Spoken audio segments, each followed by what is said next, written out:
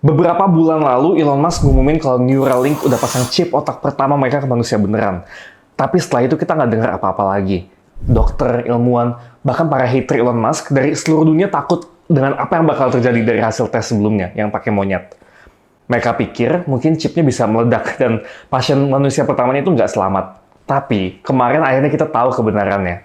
Pemasangan Neuralink berjalan sukses dan hasilnya gila banget. Sebelum gue lanjut videonya, subscribe dulu ke channel Aiko dan jangan lupa join Discord-nya juga. Link udah gue taruh di deskripsi ya.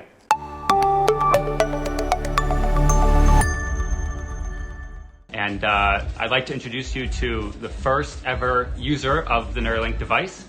And I think you're my only telekinetic friend that I have. Yeah, I hope so. Ini Nolan Arbow, umur 29 tahun, yang lumpuh dari bahu ke bawah gara-gara kecelakaan saat dia lagi menyelam. Emang sih nasibnya kurang beruntung. Tapi beberapa minggu terakhir ini setelah dia pasang Neuralink, dia dapat kemampuan telekinetik yang kelihatannya mustahil kalau dimilikin sama manusia biasa. Coba deh kalian lihat video yang ini. Do you want to explain a little bit what's going on here? Yeah, so I love playing chess, and so this is one of the things that y'all have enabled me to do, something that I wasn't able to really do much the last few years, especially not like this. I had to use like a mouse stick and stuff, but now it's all being done with my brain. If y'all can see the cursor moving around the screen, that's all me, y'all. It's pretty cool, huh? Actually, can you pause the song just for the audio coming through? Dia bisa kontrol kursor mouse buat main catur dan cuma pakai pikirannya doang. Gak ada eye tracking atau sensor lain selain chip di otaknya. Di video hari ini, gue bakal ngulik gimana teknologi gila ini berfungsi dan nebak-nebak apa aja yang mungkin bakal terjadi di masa depan. Tapi sebelum itu, gue rasa manusia harus ngasih hormat dan apresiasi yang besar buat si Nolan. Orang biasa aja mungkin masih mikir 2 kali buat jadi early testernya Cybertruck. Tapi butuh nyali segede baja, sekuat baja kayaknya buat jadi manusia pertama yang pasang Neuralink di otaknya sendiri. Dan yang gilanya lagi, chipnya itu nggak dipasang sama dokter manusia, tapi sama robot bedah. Jadi prosesnya tuh setelah ngebor lubang di tengkorak lu, dia pasang segerombolan benang halus yang lebih tipis dari rambut manusia pakai jarum kecil kayak mesin jahit. Dan robot ini nyelipin benang-benang itu ke otak lu. Setiap benang punya elektroda padat yang bisa nangkep aktivitas listrik alias gelombang otak. Chip N1 ini punya 1024 elektroda yang tersebar di 64 benang, dan berarti ada 16 elektroda per benangnya. Buat bandingin, alat elektroensefalografi atau EEG itu bisa punya sekitar 20 sensor, dan paling mentok ya punya 256 elektroda. Tapi alat itu dipasang di luar tengkorak kita, jadi ada kemungkinan banyak sinyal yang keganggu atau jadi kacau sebelum nyampe ke titik elektrodanya. Dan EEG ini punya satu kelebihan menurut gue, yaitu lu nggak perlu ngelubangin tengkorak lu buat pasang alatnya. Sementara chip N1 ini ngirim data secara wireless dan ditenagai sama baterai lithium ion kecil yang juga bisa di-charge ulang secara wireless dari luar pakai charger induktif. Tapi pertanyaannya adalah, gimana cara Nolan gerakin mouse pakai pikirannya? Untuk ngerti ini kita perlu belajar dikit tentang gelombang otak. Oke, jadi gini. Pas lu tidur, otak lu ngeluarin gelombang delta dengan frekuensi rendah sekitar 2 Hz. Pas lu bangun, ada di kondisi yang sedikit lebih sadar, frekuensinya jadi naik ke gelombang alpha sekitar 10 Hz.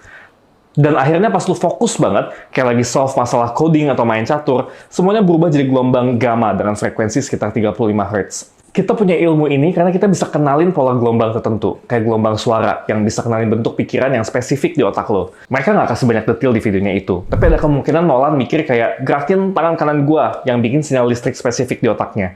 Nah, si chip N1 yang ada di otaknya itu bisa nangkep sinyalnya, yang akhirnya memicu aksi buat gerakin mouse ke arah kanan. Tapi Nolan nggak bisa langsung lakuin ini setelah operasi. Ada brain-computer interface di mana si penggunanya itu harus latihan banyak gerakan, karena lagi-lagi gelombang otak setiap manusia itu beda. Dan orang itu perlu belajar pikiran mana yang sesuai dengan gerakan mouse yang mana. Kalau lu punya tangan dan kaki yang berfungsi secara normal, mungkin lu nggak terlalu excited sama teknologi ini. Tapi buat banyak orang yang nggak seberuntung kita, teknologi ini tuh bisa mengubah hidup mereka. Apalagi kalau nantinya digabung sama teknologi futuristik. Kayak sekarang mungkin kita cuma punya kursi roda aja buat support orang-orang dengan disabilitas.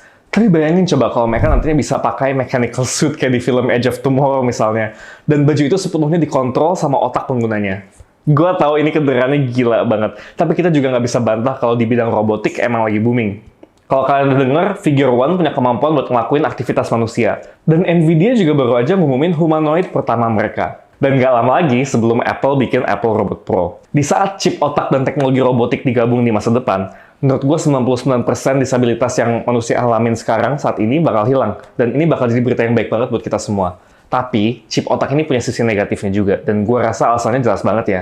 Untungnya hal yang harus lu perhatiin adalah datanya cuma mengalir satu arah. Jadi lu nggak perlu khawatir dapat iklan Spotify atau Shopee pas lagi tidur. Dan mereka juga nggak bakalan matiin fungsi tubuh lu kalau lu nggak bayar langganan bulanan.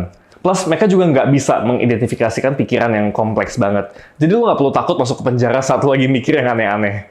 Gimana? Apakah lu tertarik buat jadi pasien Neuralink yang selanjutnya? Kalau gue sih, kayaknya mikir-mikir dulu deh. Zaman sekarang lu nggak boleh ketinggalan sama berita-berita kayak gini. Karena nggak akan lama lagi sebelum teknologi dan AI bakal jadi bagian dari hidup kita secara full. Makanya biar lu nggak ketinggalan, lu bisa join komunitas kayak Aiko sekarang juga. Aiko tuh apa sih? Aiko adalah komunitas AI pertama di Indonesia. Dan ini bisa jadi tempat buat lu belajar dan mendalami hal-hal baru yang berbau AI. Di sana lu bisa ketemu sama orang-orang yang juga pengen belajar untuk manfaatin AI sebagai tools buat bikin hidup mereka jadi lebih produktif lagi, lebih cuan lagi. Dan Aiko ini sering banget ngadain acara, offline maupun online. Dan aktivitasnya juga nggak pernah ngebosenin tiap hari.